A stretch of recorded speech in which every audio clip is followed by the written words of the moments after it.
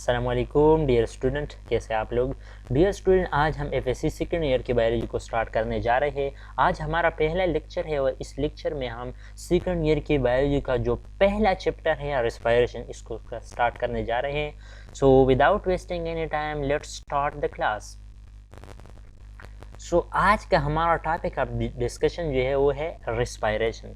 सो सबसे पहले हम रेस्पिरेशन को डिफाइन करेंगे कि रेस्पिरेशन का जो प्रोसेस है एक्चुअली इसमें क्या होता है।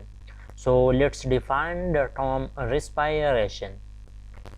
So the process in which large molecules are broken down into smaller molecules and the presence of oxygen or absence of oxygen to release energy at cellular level is called respiration.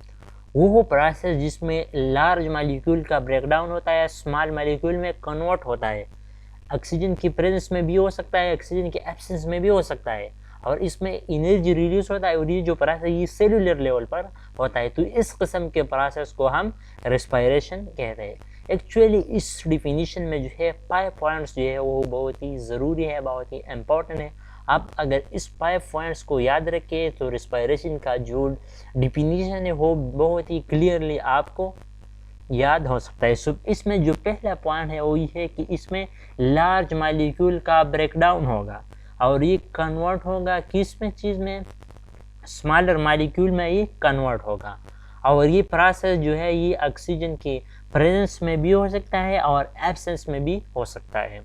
और इस process में energy जो है वो release होता है और ये प्रोसेस जो है ये सेलुलर लेवल पर होता है। तो इस किस्म के प्रोसेस को हम रेस्पिरेशन कहते हैं। इसमें आप 5 पॉइंट्स को याद रखें।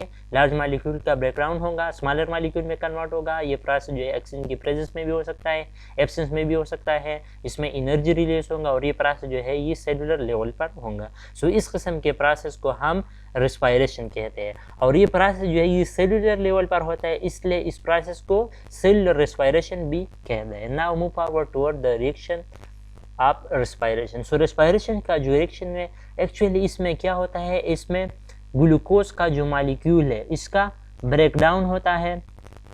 ग्लूकोज का जो मॉलिक्यूल इसका ब्रेकडाउन होता है, ऑक्सीजन की प्रेजेंस में भी हो सकता है, एब्सेंस में भी हो सकता है। ये कन्वर्ट हो जाता है किस चीज़ में, कार्बन डाइऑक्साइड में, H2 वाटर में और एनर्जी में।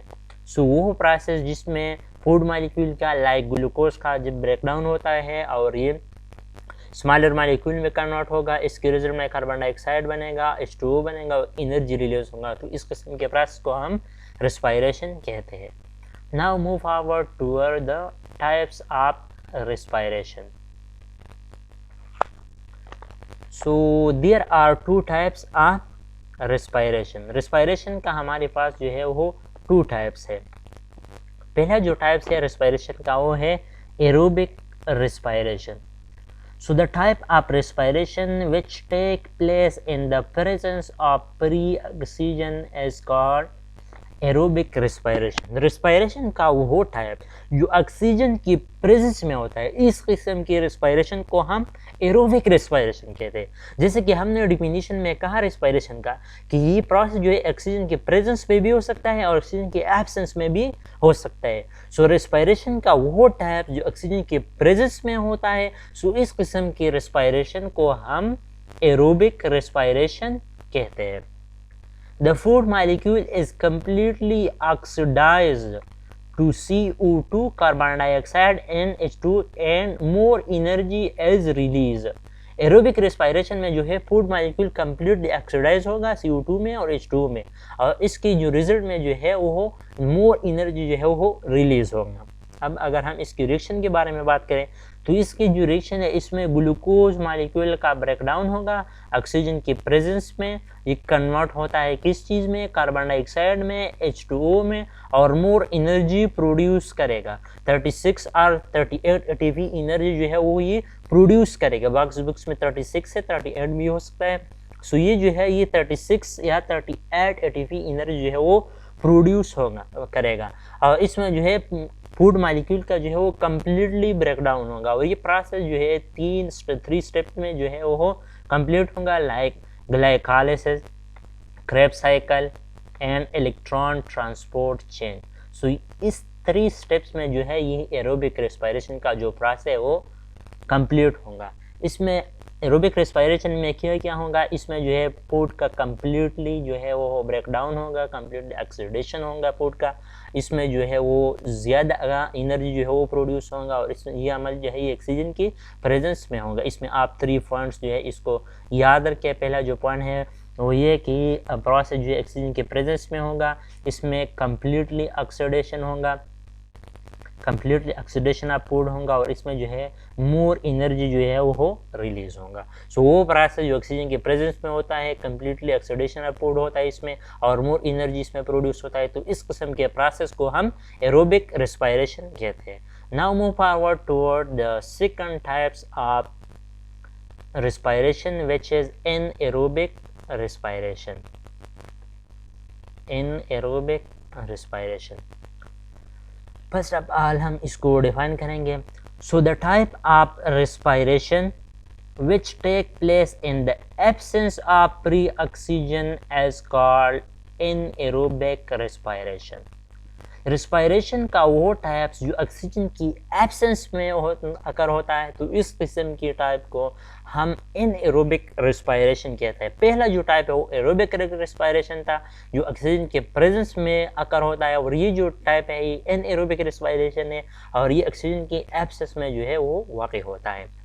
The food is partially oxidised to CO2 and ethyl alcohol or lactic acid and less energy as released. पहला जो प्रोसेस था एरोबिक रेस्पिरेशन वो ऑक्सीजन की प्रेजेंस में होता है, एनएरोबिक ऑक्सीजन की एब्सेंस में होता है। पहला जो टाइप था एरोबिक रेस्पिरेशन, इसमें फूड का कम्प्लीटली ऑक्सीडेशन होता है, यहाँ पर फूड का पार्शियली ऑक्सीडेशन होता है और उसमें जो है CO2 और H2O बनता है। इसके रिजल्ट में यहाँ पर CO2 और इथाइल अल्कोहल या लैक्टिक एसिड इसमें प्रोड्यूस होता है। एरोबिक रेस्पिरेशन में जो है मोर एनर्जी प्रोड्यूस होगा, यहाँ पर जो है लेस एनर्जी जो है वो प्रोड्यूस होगा या लेस एनर्जी जो है वो रिलीज होता है।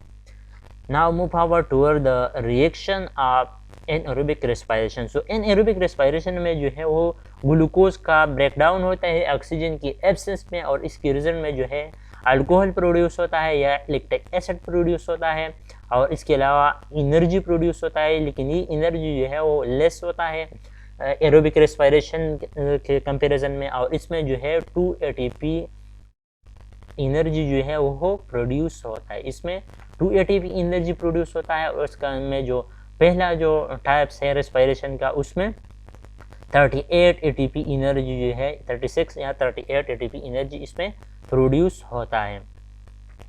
So this is all about the respiration, types of respiration, aerobic respiration and anaerobic respiration. So I hope कि आप लोगों ने लेक्चर को एंजॉय किया होगा। अदरवाइज अगर आप लोगों को अभी भी कोई कंफ्यूजन है इस लेक्चर में, सो आप कमेंट सेक्शन में मुझसे पूछ सकते हैं। So thank you so much for giving me your useful time. Thanks.